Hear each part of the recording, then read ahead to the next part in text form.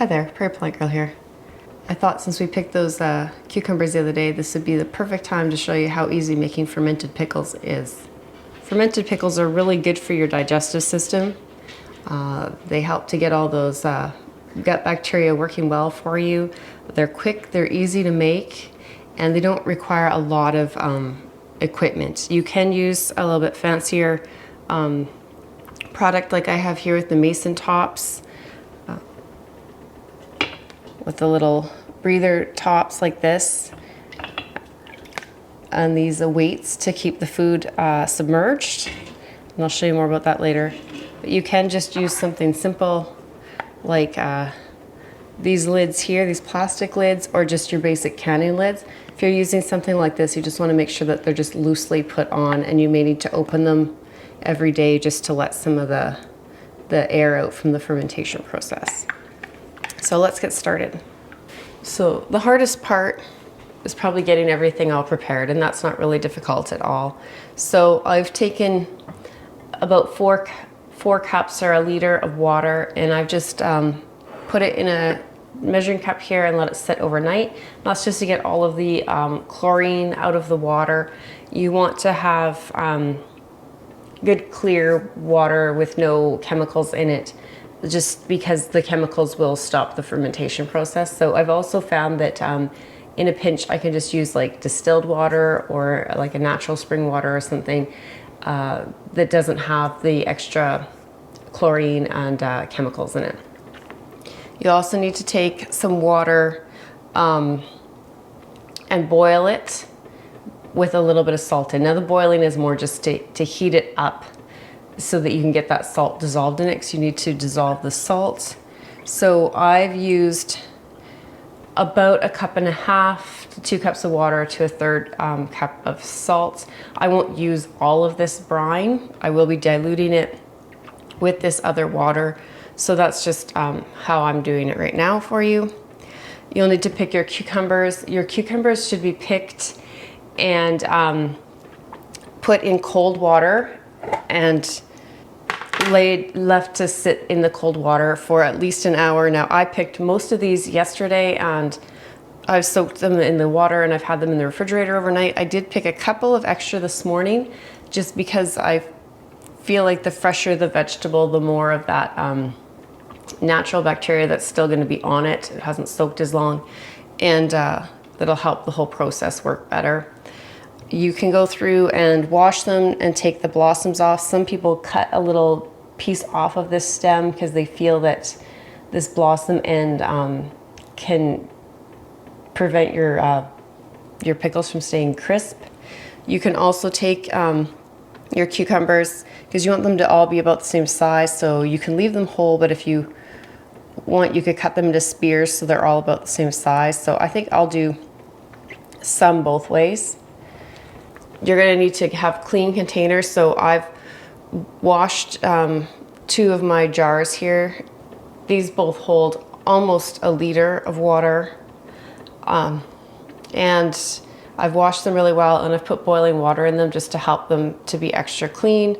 And then I have my mason tops weights that I also washed, and the little breather lids that I've washed as well, and I've just put them in a bowl with boiling hot water. And I just, because the little breather lids can lift out, so I just put a clean one of these lids on just to weight them down into that hot water. So I'm not actually going to use these lids in my process, so I'm just going to move them on my way. I will need the rings. Now I didn't wash them. They're not going to come in contact with any of the pickle stuff. I mean, they've been washed, but I didn't sterilize them today. I'll need these to hold the mason tops things on. I have a bit of garlic here. I'm going to try some bay leaves. Some people say that helps to keep the pickles crisp.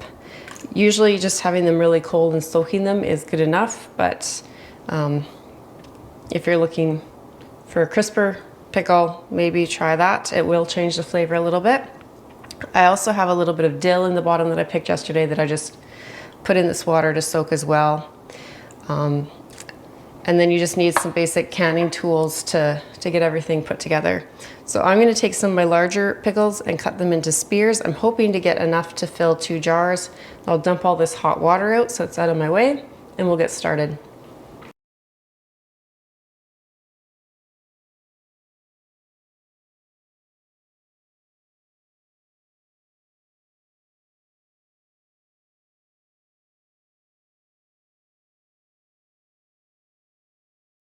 Okay, so I have my pickles prepped. I also took a minute to just peel and crush up some garlic. This is garlic that I grew last year, so I just pulled it out of storage. You don't want to like slice it up into a bunch of tiny little bits. Just give it a little crush to get some of those good juices going out of it. And then, like I said, I have some dill here soaking, and then I'm just gonna kind of pull some off the big stems because you don't need that.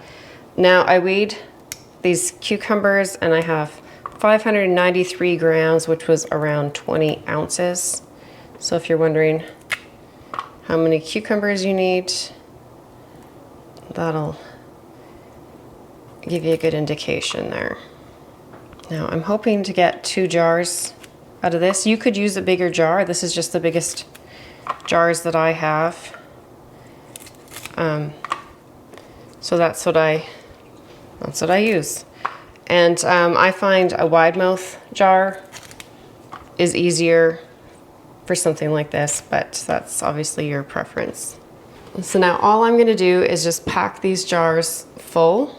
So I like to start with these kind of flavor add-ins, and you can use whatever you want. You could put some hot pepper slices or whole hot peppers in if you want a little heat, or you could throw some peppercorns in there, or you know, whatever you want really. So I'm gonna put a little bit of dill,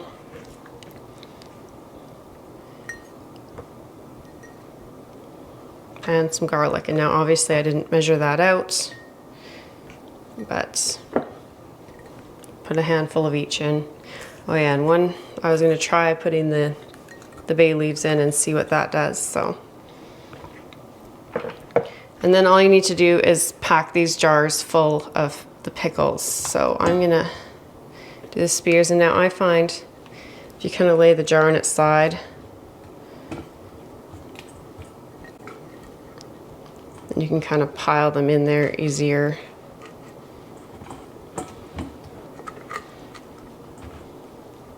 And you want to just pack it in as much as you can, because the cucumbers will shrink during this process. We'll see. So those are in there really tight. They're not going to fall out. Not that that matters if they fall out, but that's just how tight they are. And then I'm going to put the rest in. I have this one long spear stick in here so it didn't fit in the other one.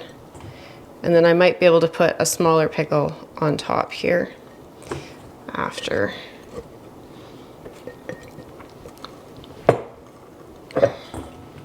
So you don't want to bruise the pickles when you're putting them in, but you do want to kind of get them in there packed in pretty good. Okay, so this one is pretty full packed with pickles. This one is, it's not too bad either, or with cucumbers. And now this is something, see I put this one in here kind of sideways. So if you don't have these weights, that'll actually help to hold your cucumbers down. Now I just don't think I left enough room doing that to get the weight in there. So I'm just gonna rearrange them a little bit so I can make that space. There, that should work better for me. Now I'm gonna start with the brine. And I'm just gonna put about a 1/4 cup of this brine that I made earlier into each of these jars. Now you could just make up a big batch of brine and just use that entirely. But this way, if I have more brine than needed or more water than needed, it's not completely wasted as brine. So then I'll just fill this up the rest of the way.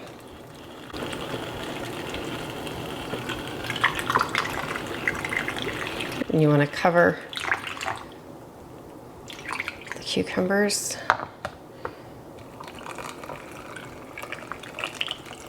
And so this water doesn't have any salt added to it. It's just clear water, but mixed with that very strong brine, it makes a strong enough brine. Oops. And then you're just going to put that weight on if you have the weights.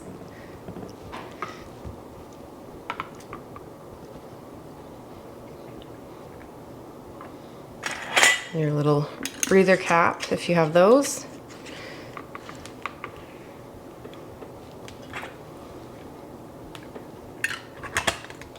And like I said, if you don't have the breather caps, if you're just using like one of these plastic caps or your regular canning lid with the cover on it, then you just want to do it just finger tight, just so that when you lift the jar it doesn't fall off, just to let the jar have some breathing space, because it'll need to be burped.